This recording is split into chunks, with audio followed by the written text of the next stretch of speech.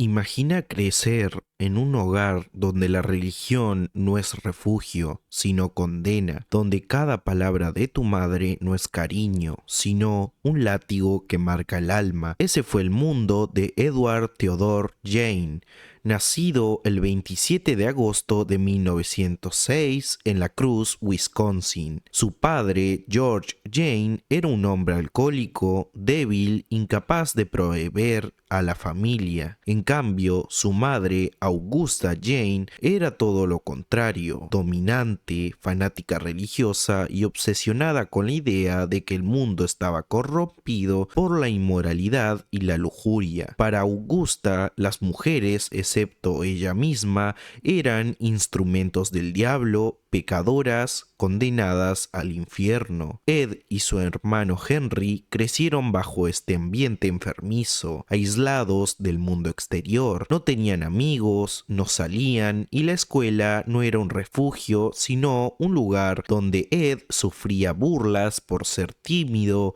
extraño y con actitudes socialmente torpes. Lo único que le esperaba al volver a casa era la rígida moral de su madre, que castigaba cualquier muestra de independencia emocional. La infancia de Ed Jane fue como una cárcel invisible. Aprendió que el deseo humano era pecado, que el cuerpo era vergonzoso y que el único amor verdadero era el de su madre. Ese adoctrinamiento, combinado con su soledad y una personalidad retraída, fue incubando en él una mente perturbada, una mente que con los años explotaría en formas que el mundo jamás había imaginado. La vida de Ed cambió drásticamente en 1945, cuando su padre ya había muerto y luego su hermano Henry falleció en un misterioso incendio del que muchos sospecharon que Ed estuvo involucrado. Finalmente, en 1945, su madre, Augusta, murió. Para cualquier otra persona sería una tragedia. Para Ed fue el derrumbe definitivo de su única guía, de su, entre comillas, diosa tirana. Desde ese entonces quedó solo en la granja de Plainfield, aislado del mundo, sin nadie que controlara su mente ni sus impulsos más oscuros. Y aquí es donde su locura comenzó a tomar forma real. Ed desarrolló una fascinación enfermiza con los cadáveres. Robaba tumbas del cementerio local, desenterrando cuerpos de mujeres que le recordaban a su madre. No lo hacía con prisa ni violencia, lo hacía con calma, diseccionando, estudiando, arrancando piel y órganos. Con esa piel confeccionaba máscaras, chalecos, cinturones, lámparas y hasta sillas. Su casa se transformó en un museo macabro, un lugar donde la decoración estaba hecha de restos humanos. Pero no se quedó solo en los cuerpos ya enterrados. En 1954 a Mary Hogan, una dueña de taberna desaparecida misteriosamente, y en 1957 hizo lo mismo con Bernice Warden, dueña de una ferretería. Fue la desaparición de Bernice lo que lo delató. La policía rastreó a Jane hasta su granja y ahí descubrieron el horror. Dentro de esa casa encontraron cabezas humanas convertidas en trofeos, cráneos usados como cuencos, piel curtida convertida en ropa y hasta máscaras hechas con los rostros de las víctimas. Se supo después que Ed intentaba convertirse en su madre, usando estas pieles como un disfraz. Se supo después que Ed intentaba convertirse en su madre, usando estas pieles como un disfraz, una segunda piel con la que reconstruir la figura que tanto lo había marcado en vida. La policía quedó horrorizada. No era un asesino serial común, no mataba por placer inmediato, sino para crear su propio universo, una especie de ritual enfermizo donde los muertos eran su compañía. El 16 de noviembre de 1957, la policía llegó a la granja de Ed Gein tras la desaparición de Bernice Worden. Lo que encontraron fue un escenario salido de una pesadilla. El cuerpo de Bernice colgado boca abajo en un cobertizo, abierto como si fuera un animal de caza, pero lo más impactante estaba dentro de la casa. Restos humanos dispersos por todas partes, desde máscaras hechas con piel hasta muebles tapizados con carne humana. El hallazgo conmocionó no solo a Plainfield, sino a todos Estados Unidos.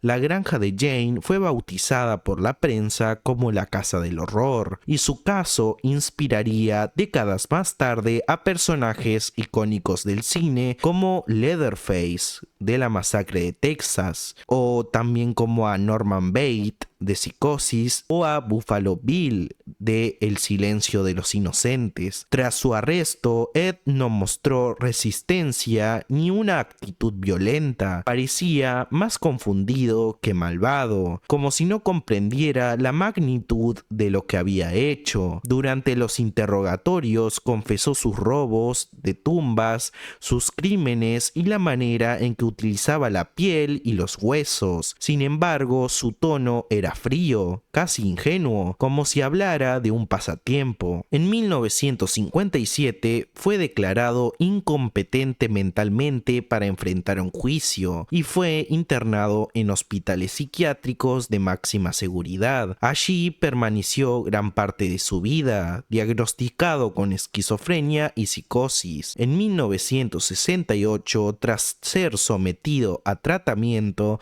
finalmente fue considerado apto para un juicio. Fue declarado culpable del asesinato de Bernice Worden, pero legalmente insano, por lo que nunca fue enviado a prisión, sino que volvió al manicomio. Ed Gein pasó el resto de sus días en instituciones mentales, tranquilo, sin causar problemas. Incluso algunos lo describían como amable y educado, pero detrás de esa apariencia se escondía uno de los criminales más perturbadores del siglo XX. Murió en 1984 a los 77 años por insuficiencia respiratoria causada por cáncer. Fue enterrado en el mismo cementerio de Plainfield del cual había robado tantos cuerpos, como si el destino lo hubiera obligado a descansar junto a las víctimas que profanó. Para entender a Ed Gein no basta con contar sus crímenes, hay que mirar más profundo, al inconsciente que lo moldeó.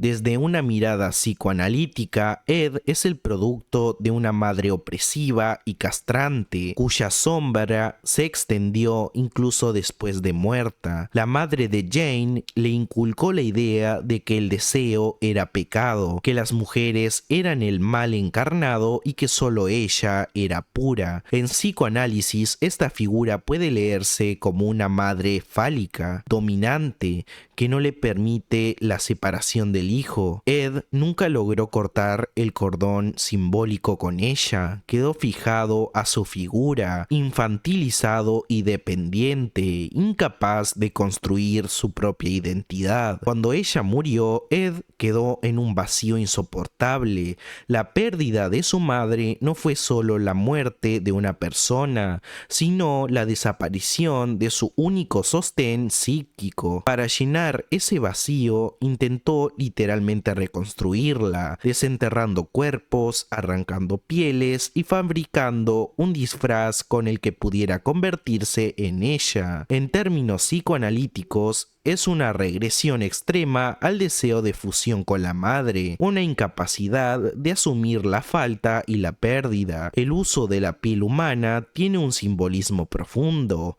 La piel es la frontera entre el yo y el mundo, la barrera que nos define como individuos. Al ponerse la piel de otros, Ed intentaba coser esa frontera rota dentro de sí mismo, cubrir el vacío que dejó su madre, pero en el proceso proceso borró los límites entre él y los demás. Los otros dejaron de ser personas y se convirtieron en materiales para su fantasía. Lo que vemos en Jane no es simplemente locura ni sadismo, sino el extremo patológico de algo humano, la dificultad de separarse del amor absoluto, de aceptar la pérdida y de reconocerse incompleto. Él llevó ese conflicto a un nivel inimaginable, convirtiendo la muerte en materia prima de su deseo, y quizá por eso su historia sigue perturbándonos, porque detrás del monstruo hay un espejo oscuro, la dependencia, la represión, la soledad, llevadas al extremo. Ed Gein no solo construyó muebles y máscaras con los muertos, construyó un retrato aterrador de lo que puede ocurrir cuando el inconsciente no encuentra límites.